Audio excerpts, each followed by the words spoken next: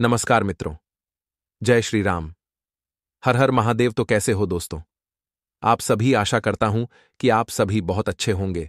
प्रार्थना करूंगा ईश्वर से क्या आपको हमेशा खुश रखे, स्वस्थ रखें।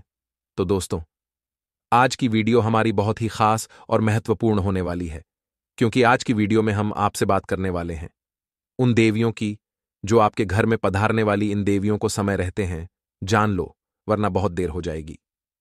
इन देवियों का असली रूप अब आपसे के सामने आने वाला है। तो वीडियो महत्वपूर्ण है, महत्वपूर्ण तथ्यों के आधार पर बनाई गई है। अनुरोध है आपसे इस शुरू से लेकर अंत तक देखें। पसंद आए तो वीडियो को लाइक करें, चैनल को सब्सक्राइब करें, बेल आइकन को प्रेस करें, साथ ही वीडियो को शेयर करना ना भूलें। तो दोस्तों, चलिए बिना किसी देरी के स्वागत करते हैं आपका हमारे YouTube चैनल पवन पुत्र एस्ट्रोलॉजी में। तो मेष राशि वालों, कई सालों से यह 3 देवियां आपके घर में रह रही हैं और इन्होंने आपके घर के आसपास एक ऐसा रक्षा कवच बनाया है कि कोई बुरी आत्मा, कोई बुरा प्रभाव या कोई भी नजर दोष या अनजान ताकत आपके घर का, आपके परिवार का बाल भी बांका नहीं कर सकती। आखिर कौन सी है वह शक्ति? और आपने ऐसे कौन से पुण्य कर्म किए हैं? आपने ऐसी कौन सी पूजा पाठ की है? आपने भगवान को किस तरह से प्रसन्न किया है? वह आपको आज की वीडियो में पता चलेगा।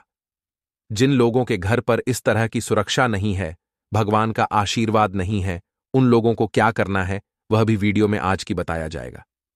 तो बस थोड़ा सा समय निकालिए जरूर और आज की वीडियो को अंत तक देखिएगा जरूर।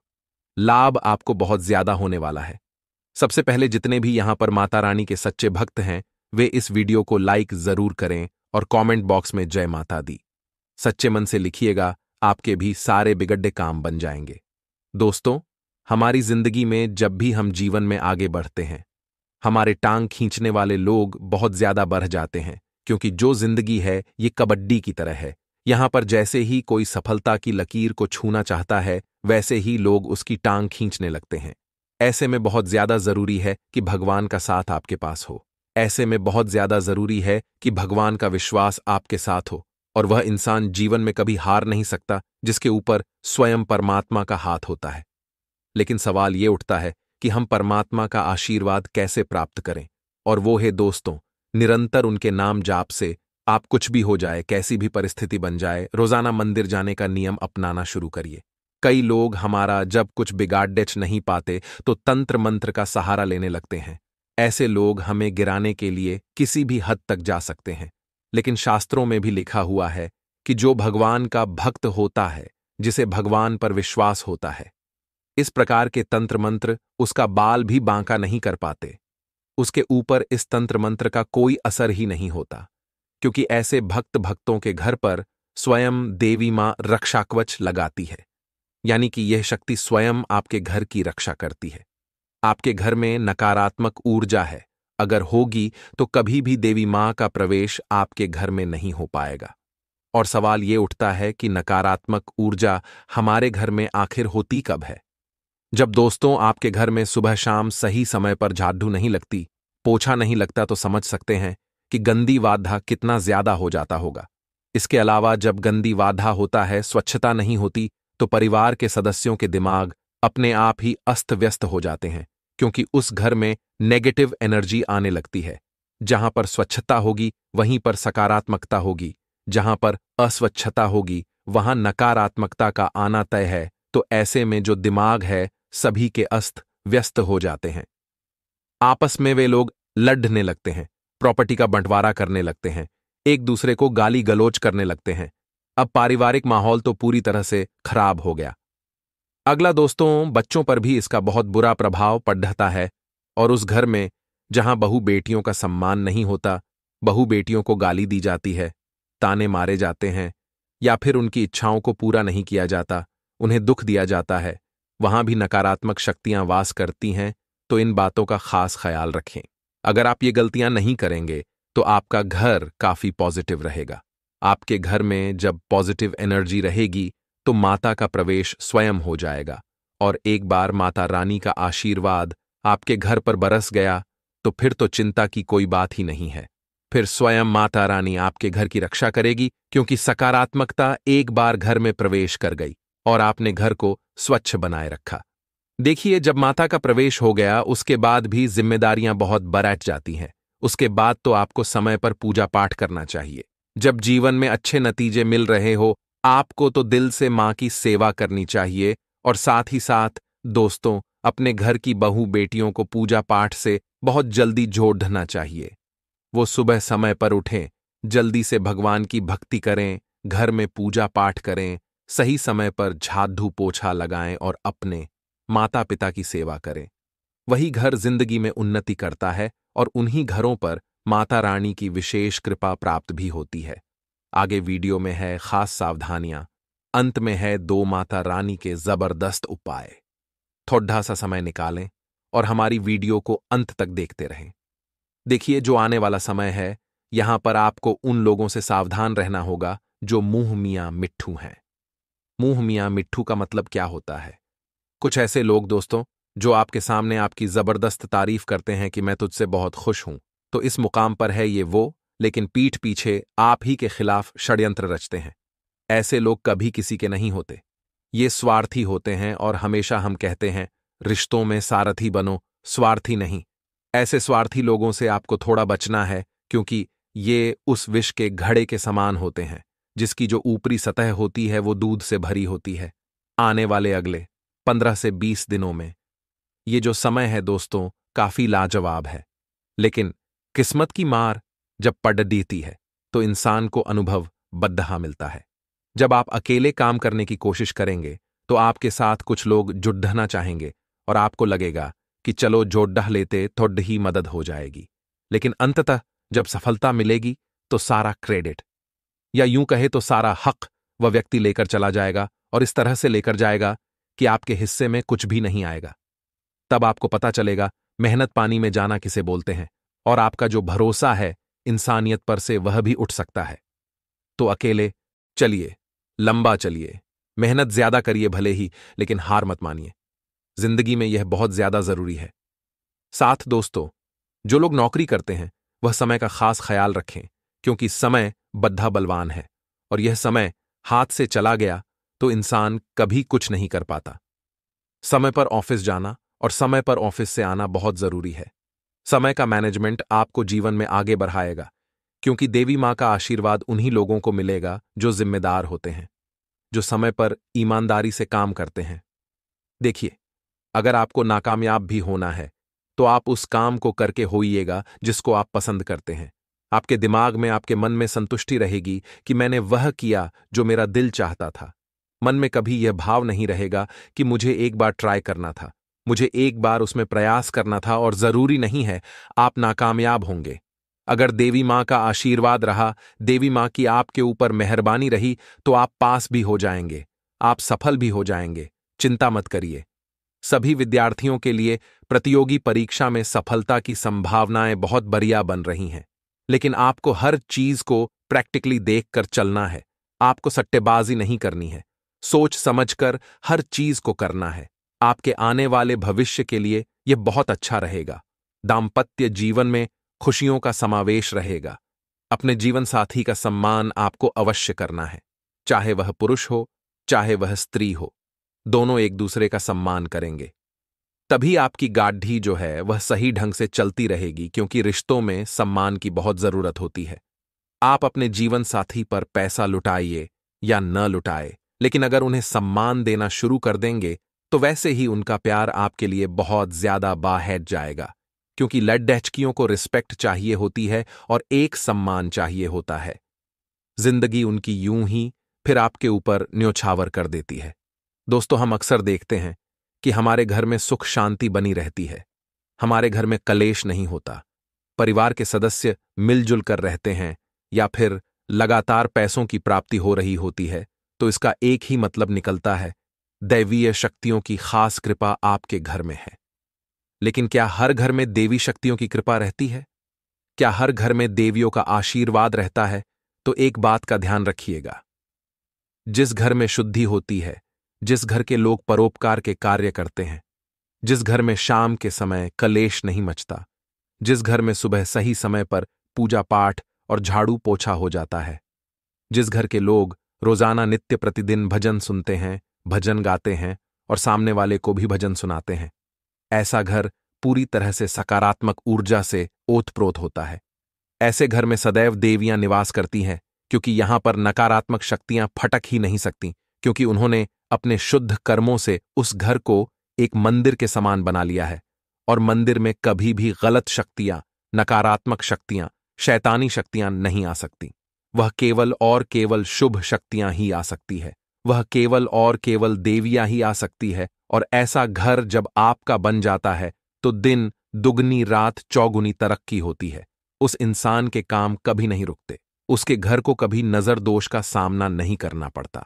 घर के सदस्यों को कभी नजर नहीं लगती। यहां तक कि अगर कोई इंसान आपके ऊपर किसी प्रकार का तंत्र मंत्र काला जादू करवाता है तो उसका असर भी बेअसर हो जाता है। लेकिन दोस्तों, भारत के अधिकांश घरों में आज के इस दौर में एक चीज बहुत ज्यादा सामान्य है, और वह है जलन भावना। आजकल हम एक दूसरे से इतना ज्यादा जलने लगे हैं कि जो जलन भाव है हमारे रिश्ते में कटुता लाने लगा है।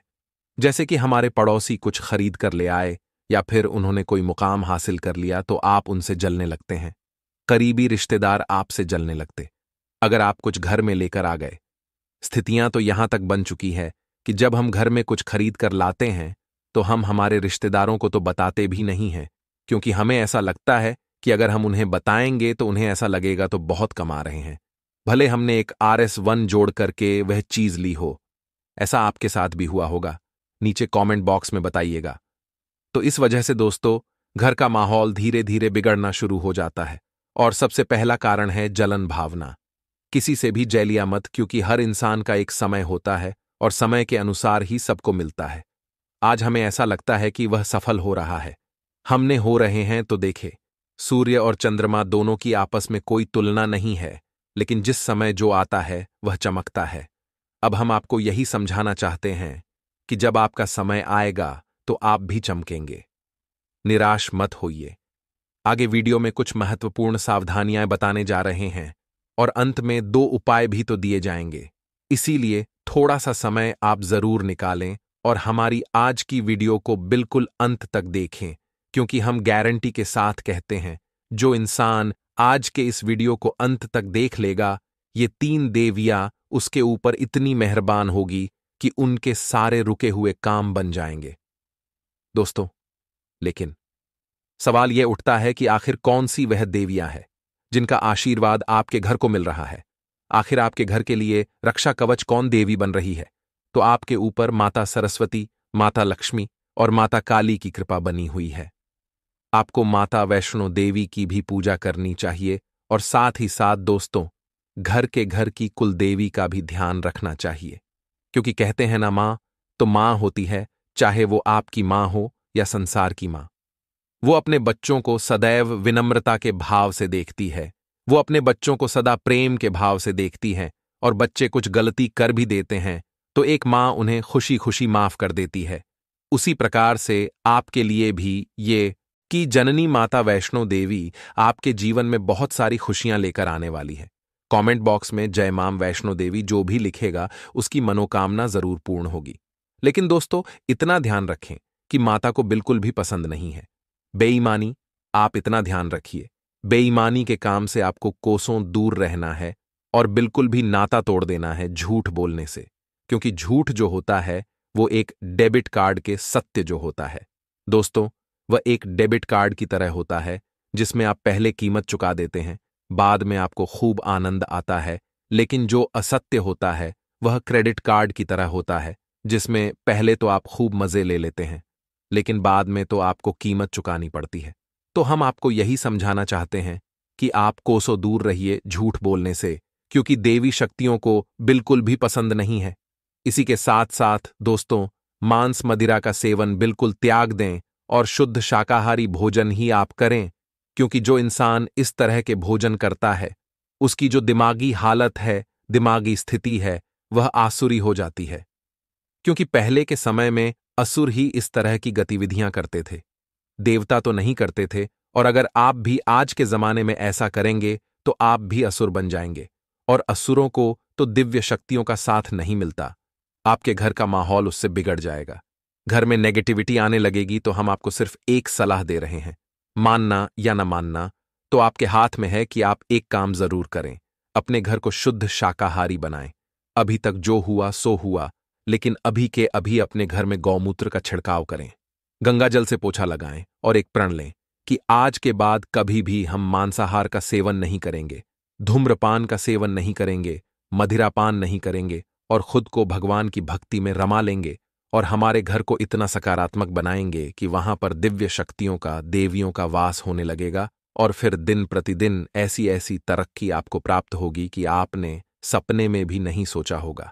इस बात की गारंटी हम आपको लिख करके देते हैं, क्योंकि दोस्तों, जो दुनिया है, यकीन मानिए आप बहुत ज्यादा आगे बढ़ चुकी हैं और अब समय आ चुका है खुद को आगे बढ़ाने का।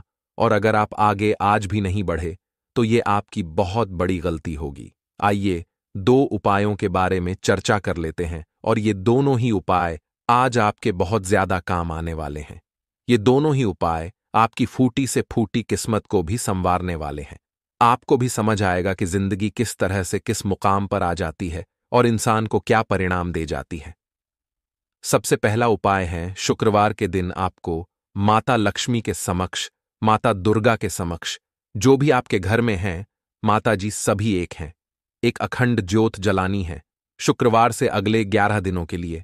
उसके बाद 12वें दिन आपको 5 कन्याओं को अपने घर पर बुलाना है और उन्हें खीर खिलानी है। अगर आपकी क्षमता है तो आप भोजन भी करा सकते हैं। बहुत बढ़िया उपाय हैं दोस्तों, इतना शानदार उपाय हैं कि आपकी झोली कब भर जाएगी आपको पता भी नहीं चलेगा। अब दूसरा उपाय दोस्तों हम आपको बताने जा रहे हैं, थोड़ा सा सावधान आप हो जाएगा। देखिए, माता को आपको 16 श्रृंगार की सामग्री अर्पित करनी है। शुक्रवार के दिन ये उपाय आप करिए। आपके घर की जो भी देवी आए, हमने जो नाम बताए हैं उनका नाम लेकर के आप 16 श्रृंगार की सामग्रियां अर्पित करें। और उसके बाद आपको क्या करना है, वह सामग्री दान के स्वरूप किसी भी सुहागन महिला को दे देना है। माता लक्ष्मी की खास कृपा आप पर मिलेगी और यह 3 दिव्या जो आपके घर में रहती है हमेशा आपसे खुश रहेगी। ग्रहों की चाल कह रही है और आपकी ग्रहों की चाल बता रही है कि यह दिव्य शक्ति आपकी भरपूर मदद करना चाहती है। लेकिन दोस्तों, हम आपको बता दें कि कुछ न कुछ कमियां तो आपके स्वभाव में भी हैं और आपके जीवन में भी हैं। यदि आपके अंदर ये कमियां रहेंगी तो हो सकता है कि यह दिव्य शक्ति जिस प्रकार चुपचाप आपके जीवन में आई है उसी प्रकार चुपचाप चली भी जाएगी। एक बात दोस्तों हमेशा याद रखना कि देवी देवताओं की शक्ति कभी भी प्रत्यक्ष रूप में सामने नहीं आती है। देवी देवताओं की भाषा सांकेतिक भाषा होती है। हमेशा संकेत प्रकट किए जाते हैं और बुद्धिमान इंसान संकेतों को पकड़ लेता है और उन संकेतों को समझकर अपनी जीवन में जरूरी बदलाव लाने लगता है। इसी से उसके जीवन में बदलाव की शुरुआत होती है, सुख सुविधाओं की शुरुआत होती है और दिव्य शक्ति उसकी मदद कर पाती है। तो आपको भी दोस्तों यही करना है, संकेतों को अवश्य समझना है और यदि आप संकेतों को समझ लेंगे तो आप इस दिव्य शक्ति को खुश करके, इसको प्रसन्न करके, इसकी पूरी कृपा और आशीर्वाद प्राप्त कर जाएंगे। फिर आपको कामयाब होने से दुनिया की कोई भी शक्ति रोक नहीं सकती है। अब जैसा कि हम आपको पहले ही बता चुके हैं वीडियो में कि छोटे मोटे संकेत तो आपको अभी से मिलने ही शुरू हो गए, जैसे कि सूर्योदय से पहले आपकी आंख खुल जाना, आपके मन में ईश्वर का नाम हमेशा बना रहता है, धार्मिकता का भाव उत्पन्न हो जाना। दूसरा कि आपका मन अब आपके कार्यों में लगने लगा है। जी हां दोस्तों, जहां 7 से 8 दिन से पहले का जो समय था उस समय में आपको अपने ही कार्यों को करने में रुचि नहीं रह गई थी, लेकिन अब आपकी रुचि अपने कार्यों को करने में बढ़ गई है। आपको अपने परिवार के साथ समय बिताना अच्छा लगने लगा है। अब आपके अंदर क्रोध का भाव भी कम होने लगा है। जी हां दोस्तों, जहां पहले बात बात पर आपको चिढ़ होती थी, आप बात बात पर नाराज होते थे, क्रोध आता था, वहीं अब आपका स्वभाव बदलने लगा है।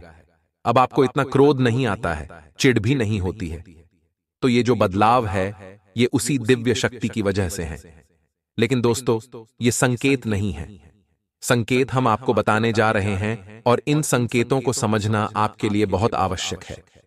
आप इन संकेतों को समझ जाएंगे तो फिर हम आपको बताएंगे कि फिर आपको आगे कौन से जरूरी कार्य करने हैं ताकि वह दिव्य शक्ति आजीवन आपके जीवन में बनी रहे और आपको अपना आशीर्वाद देती रहे, जिसकी आपको बहुत अधिक आवश्यकता है।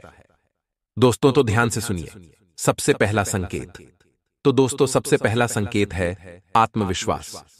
अब आपका कॉन्फिडेंस बढ़ने लगा है। आप किसी भी कार्य को करने चलते हैं और आपको अब मन में डर नहीं लगता कि यह कार्य बनेगा कि बिगड़ेगा।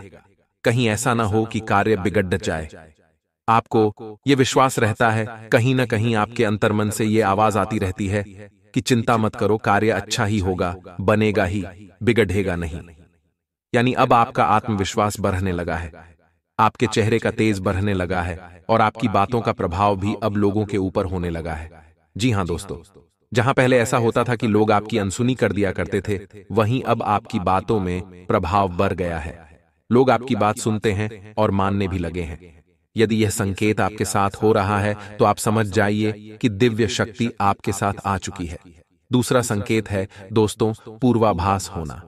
जैसे कि मानकर चलिए कि कोई एक ऐसी घटना है जो आपको पता नहीं कि सच होगी या झूठ होगी, लेकिन अचानक आपके मन में एक ऐसा विचार आ जाता है जिससे आप अचानक ही कह उठते हैं कि यह काम बन जाएगा या फिर यह काम नहीं बिगड़ेगा, और होता भी वही है। यानी कि आपको पहले से ही आभास होने लग जाता है। यानी कोई एक घटना है जो घटी नहीं है, लेकिन उससे पहले ही आपके मन में उसके लिए कुछ विचार उत्पन्न होने लग जाते हैं, और जो बात आप बोल देते हैं वही सच हो जाती है। इसे पूर्वाभास कहते हैं। दोस्तों, यदि आपके साथ यह घटना होती है तो आप समझ जाइए कि दिव्य शक्ति आपके साथ है और आपके जीवन को बदलने के लिए तैयार खड़ी रही है। अब तीसरा संकेत सुनिए दोस्तों। हमने आपको बताया कि आपकी आंख जल्दी खुल जाया करेगी।